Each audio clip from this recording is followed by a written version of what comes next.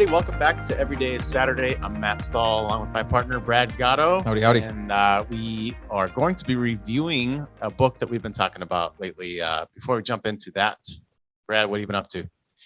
Gosh, you would think that because we're recording this podcast, I would have thought about this ahead of time so that I had a good answer for you, but I don't.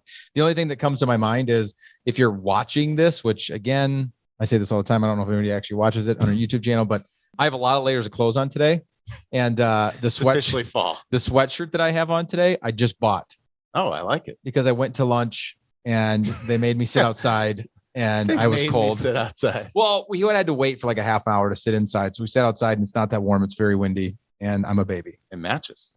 Yeah, I'm not going to buy one that doesn't, it just right next door, there was a store where they sold sweatshirts. And so I walked in there and I bought a sweatshirt. So that's what I've been up to is I bought a sweatshirt. I bought a sweatshirt. It's actually officially fall. Yeah. Real answer is I just got back from a trip, I call it an industry trip. I got to hang out with my peers and learn from other independent financial advisors across the country, as well as I was one of the speakers at the event. And so I got to participate in a meaningful way and try to help others, but also got to sit in the audience and be helped. And it's just always good to do that. One, because you get to learn from other people, but two, it forces you to think about your business in ways that go beyond just what's being talked about on stage. And so I've got copious notes that I took for a couple of days and some great ideas of ways to love on the families that we serve.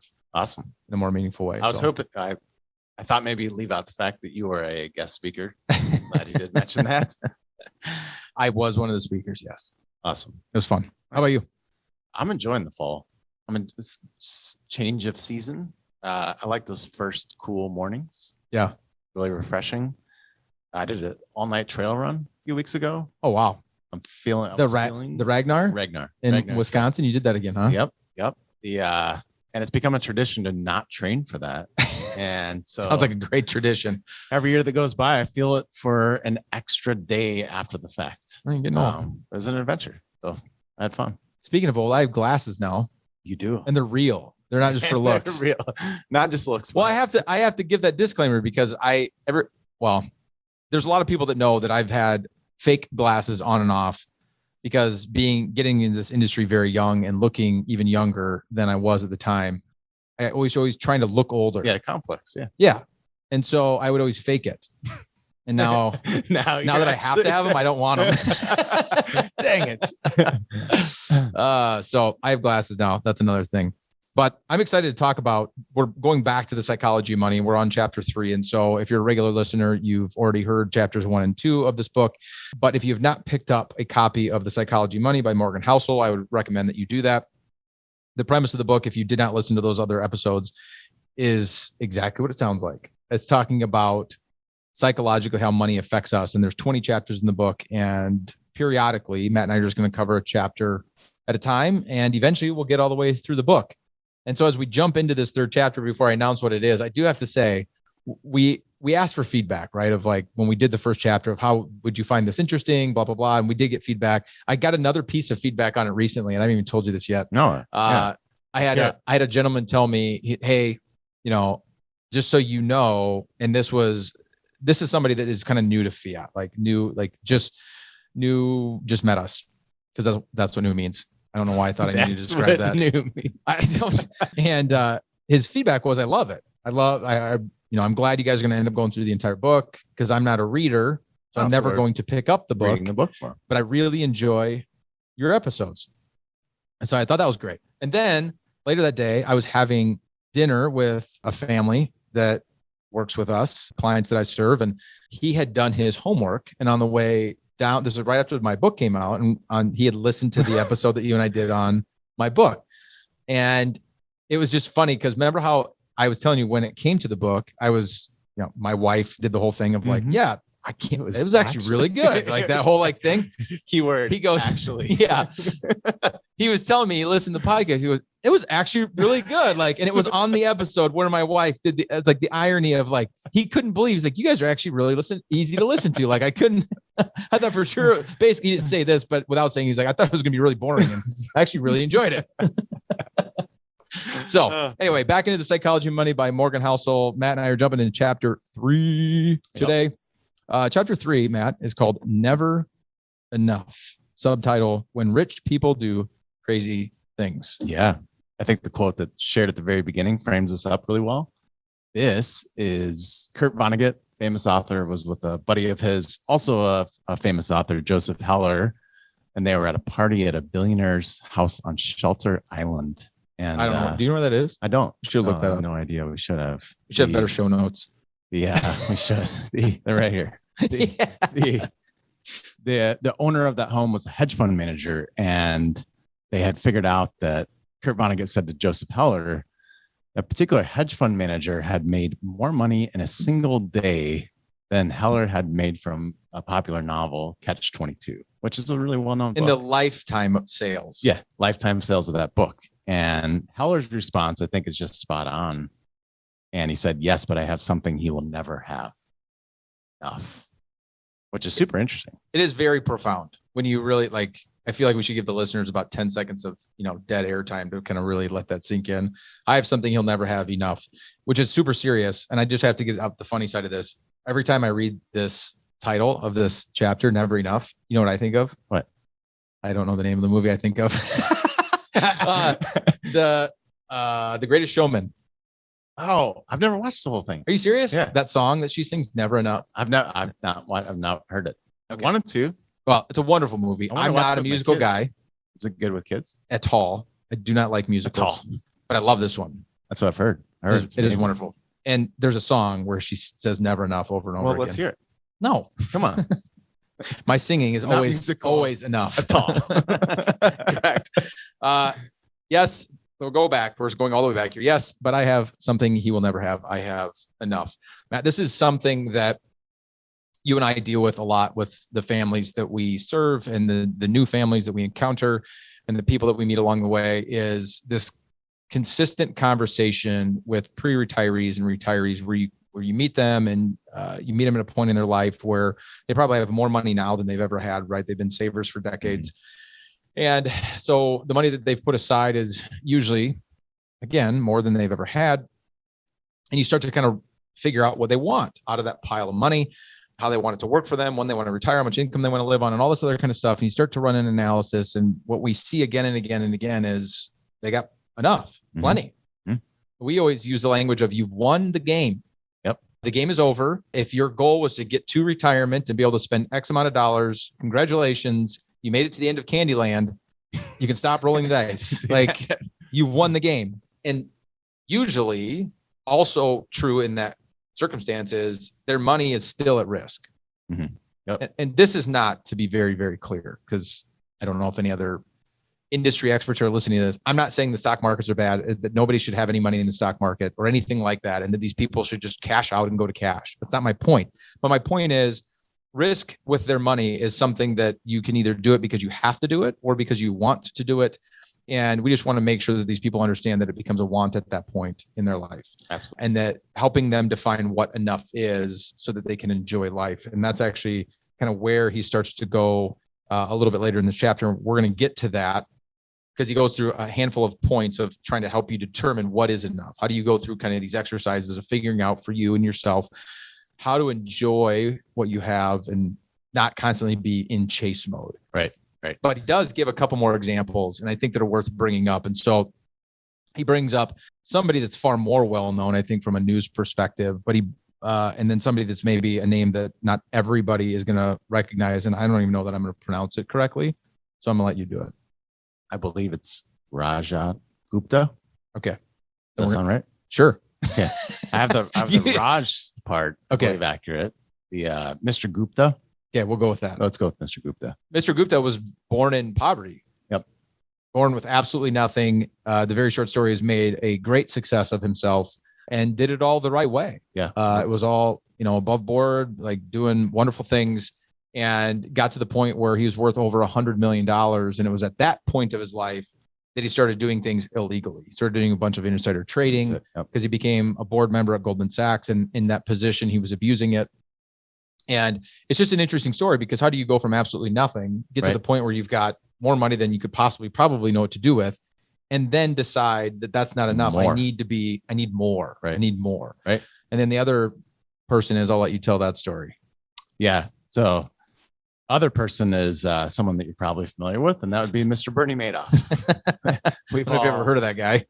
And something that I don't think is talked about quite as much, which is referenced in the book, is we all know about Madoff's scandal, and we've heard about that side, but he actually ran a very successful business aside from that. And he was what's called a market maker. Yeah. And that arm of the business, it said it was $25 to $50 million per year that side of the business, non-fraudulent business, would bring in. Yeah, he had a legit above board, paying taxes, no Ponzi scheme. Yeah, and it was business very good at it. That, to your point, was profiting 25 to 50 million a year. And at one point, as a market maker, was producing about 9% of the trades on the stock exchange were going through his market making business. Yeah. So by all accounts, hyper successful. Right. Yeah. Right. And still decided to strive for more. And as we wasn't all know, enough. Was not in a ethical way. As we all know now. It did not end well. No. Yeah. So in both cases, both for Raj and for Bernie, just it's funny because you talk to people. I actually just had this conversation with somebody last week, and I'm not going to name him by name, but of like the whole like, well, if I won the lottery, I don't need the $300 million lottery. I just need 5. Because if I just had 5, then that would be my enough for this, these sets of reasons. But these two stories, the point is they both had already won the lottery. Right. Relative to their careers and the success that they had. And they didn't just have $5 million. They had hundreds of millions of dollars.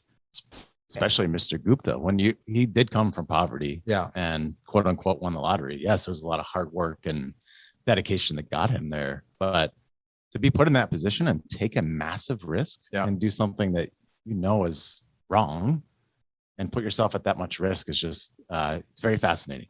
So, well, the way that Morgan puts it in the book, and I'm just going to read this quick paragraph, is the question we should ask about both Gupta and Madoff is why someone worth hundreds of millions of dollars would be so desperate for more money that they risk everything in pursuit of even more.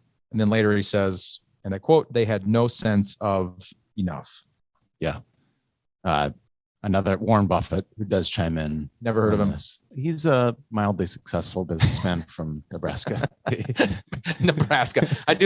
Nebraska sounds funnier than Omaha. It does. Doesn't it? It's way more fun to say he's from Nebraska. Yeah.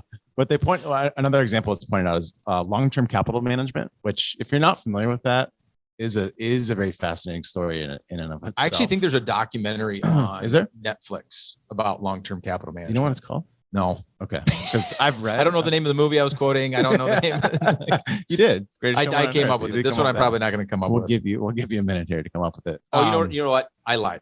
I watched. Have you seen the documentary on Netflix that just came out recently about GameStop?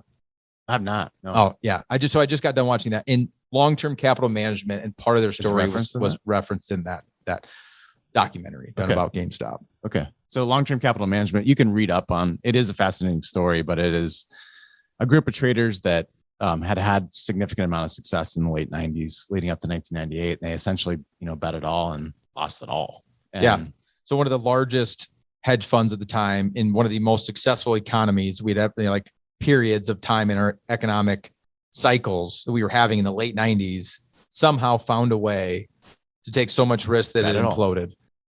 Before the .com. It wasn't because of the .com. Right. It imploded in the middle of the awesome time. Yeah, in the middle of the awesome time. Wow. And Mr. Buffett, the gentleman from Nebraska, and all of his infinite wisdom.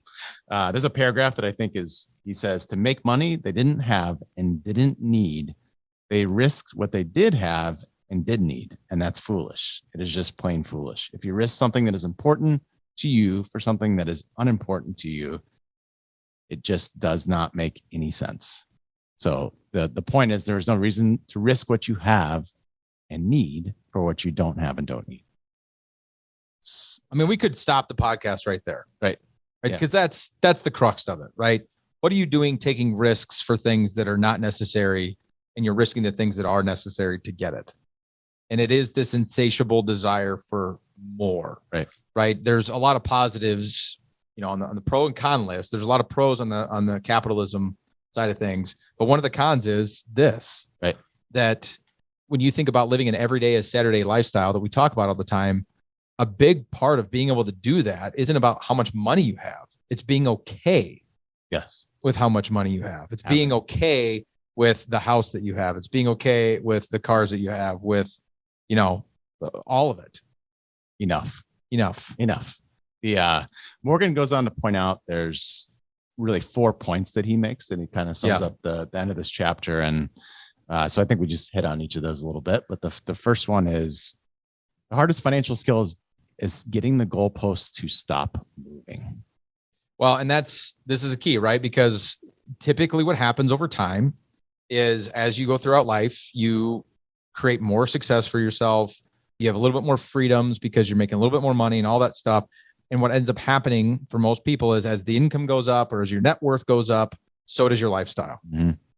And as Americans, and I don't know, maybe this is true everywhere, but as Americans, we're really, really good at increasing lifestyle and terrible, I would say almost impossible at decreasing our lifestyle. Well, think about the era that we live in with social media and seeing it. We see the highlight reel for everybody, right? Yeah. So he does reference that modern capitalism is really good at 2 things: generating wealth and generating envy. Yeah. So it's in our face constantly. We see it all over the place. And so that goalpost, and I experienced it myself. And without reflection, I would probably end up in a spot where I wouldn't like so much. Well, for sure. Like now I have this conversation with my buddies. Like you look at your monthly budget of like what it takes you to just fund your lifestyle that you've built for yourself.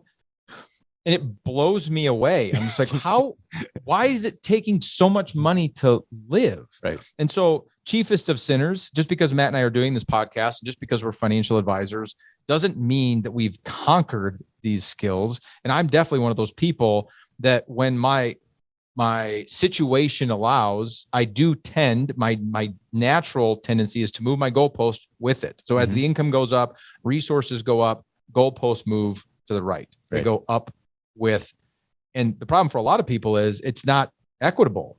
You have $1 more of income and the goalposts move up $2. Right. Because you start getting closer to something, and we don't like to wait either, kind of have that microwave society. And so we push even harder. And without that sense of enough, what Morgan says in the book is happiness, as it is said, is just results minus expectations. I love that quote. The results minus expectations, which is a fancy way to say the gap between your results and your expectations of those of life is going to be where you're going to find your happiness. And the bigger that gap is, the more happiness that you're going to have. And if your expectations are always at your results or above, you're going to live a very stressful life. Yeah. I think it's a super interesting. Sometimes I get on these whims where I just get really fascinated by I've never seen you on a whim. Yeah, I know. Yeah.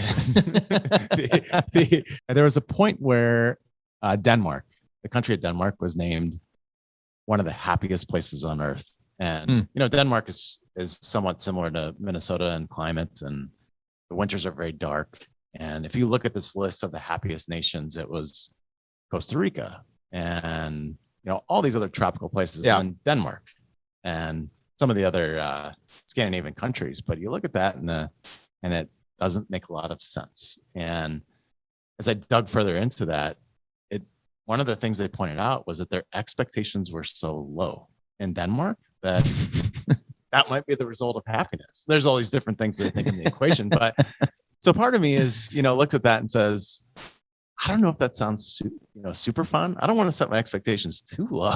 So it is an interesting game some people enjoy the pursuit, continuing to move forward. But I think that equation is a really simple, succinct way to summarize that. It's like, I do think it's good to pursue things, but maybe check your expectations as you're diving into that.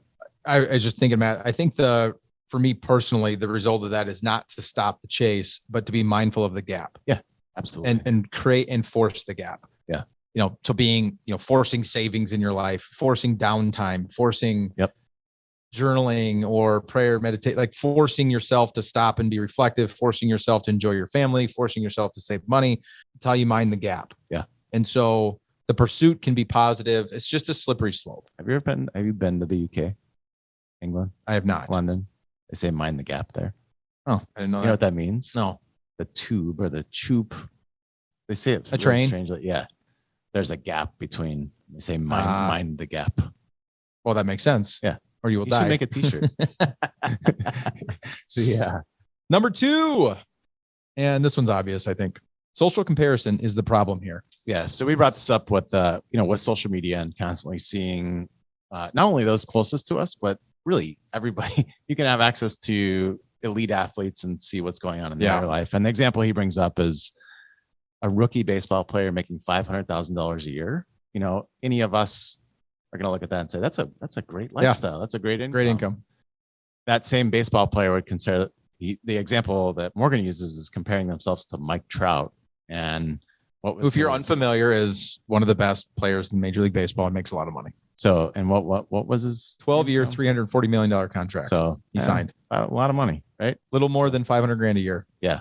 And so if you're comparing yourself to the average American, you're crushing it at $500,000 a year. Yeah. If you're comparing yourself to your industry and the MLB, you're on the bottom end of the scale. Right. And then he gives it the next level is like, what if Mike Trout compares him to the average hedge fund guy, kind of the top 10 hedge fund guy, and he's making $340 million over 12 years. Well, the top 10 hedge fund guys make $340 million a year, not every 12 years. And then take it to the top 5 hedge fund managers, and it's $770 million in a year. And if they get really crabby and compare themselves to people like Warren Buffett, who added $3.5 billion of net worth to his life in 1 year, or Jeff Bezos, who added $24 billion, then they get crabby.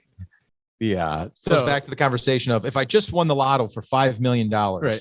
Yeah, it would be enough. And I guarantee you that the person that's making $500,000 a year as a rookie baseball player definitely had moments in their life where they thought, if I could ever get to that level, I would be totally fine. Right. Yeah. Yeah.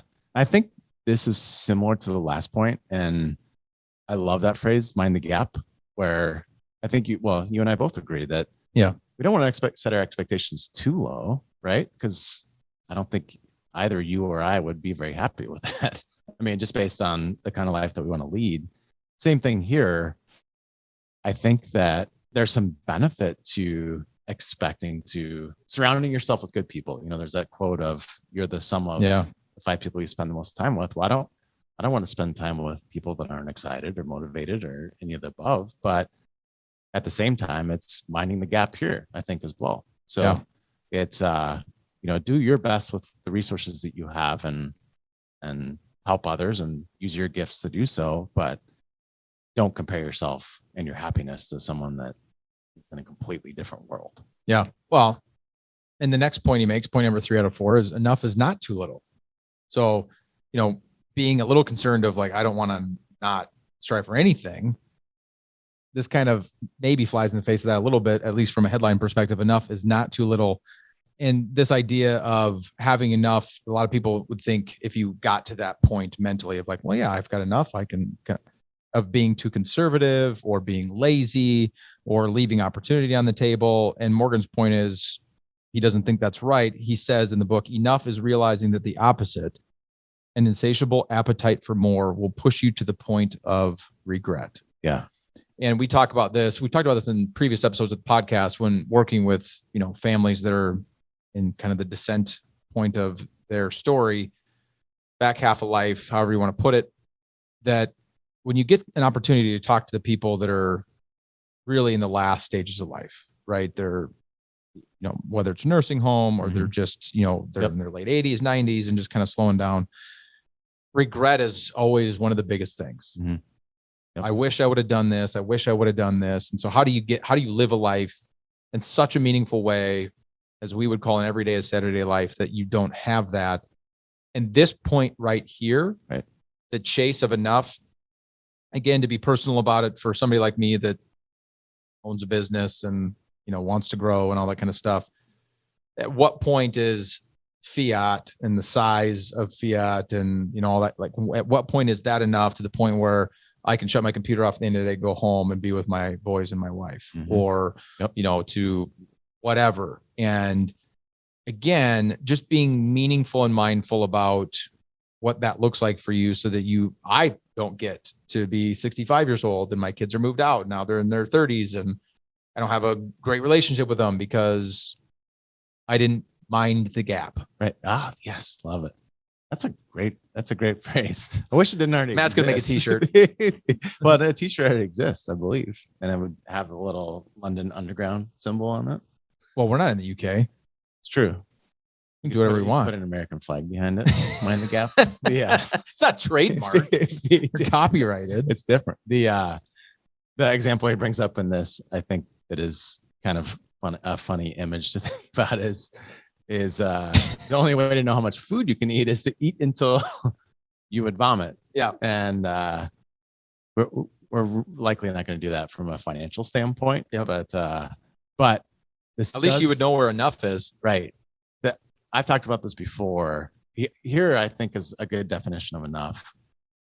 Johnny Depp ran into some financial issues. Mhm. He had actually paid to launch Hunter S. Thompson's ashes out of a cannon. What? Have I not talked to you about this? Okay, yeah. Who's Hunter S. Thompson? Fear and Loathing in Las Vegas, Hell's Angels Okay. author, crazy author. Okay. So he actually paid to launch his ashes out of a cannon, a significant amount of money. I think that would be an example of eating so much that you vomit. Johnny It was Depp like isn't exactly the an exorbitant amount of money. persona of enough. Right. So just by the amount of accessories he wears. So I think would that's tell you that that's a good example of eating until you vomit from the financial perspective. And fourth point. So there are many things never worth risking, no matter the potential gain. And so here the examples are, what are the things that are invaluable? Going back to, I think that's a really, really great point you just brought up. I think it's BJ Fogg. There's an author with it. That's actually what they've done is they've studied those that are at the end of their life. Mhm. They highlight what their regrets are, and Yeah. it's a significant amount of people. And I think, I don't know about you, but I think that's a pretty good place to start from a framework to decide how you want to allocate your life. Is what are the regrets of most people? Yeah. Right? And so this talks about the things that are invaluable. So it's the relationship with your family, relationship with your friends, your freedom, reputation. independence. Yep. Freedom and independence, happiness. Yeah. So those are the things that are invaluable. So again, something that is probably a good idea to never risk for some sort of gain.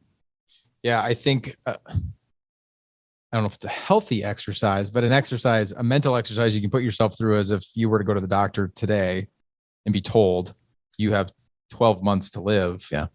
What are you doing? Yep. Because that gap is going to happen immediately. Right. I mean, it's going to be pretty wide. Yeah. Right. Because what you're going to do it's not going to be chasing more money. It's not going to be doubling your net worth. It's going to be all about finding happiness, your family, your friends.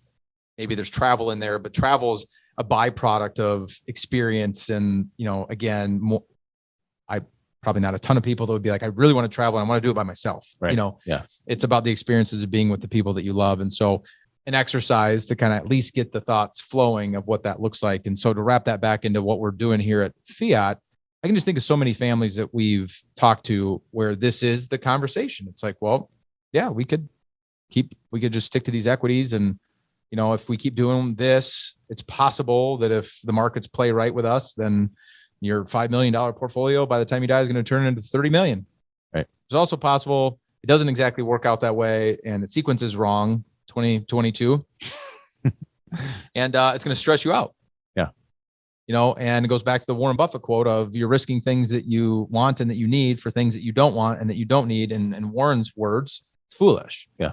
Yep. And so again, it's not we're financial advisors telling people you should take money out of the markets and all of your money out of the markets and just, live a pauper, lifestyle and that kind of stuff. But finding that goalpost, building that gap, become vitally important to the planning process. And it's one of the things I'm not saying we're perfect at it because we're definitely not. We could always be better, always looking for ways to be better, but it is a meaningful part of our process. Absolutely. The retirement renovation process that we go through has parts of it designed to figure out this. Mm-hmm.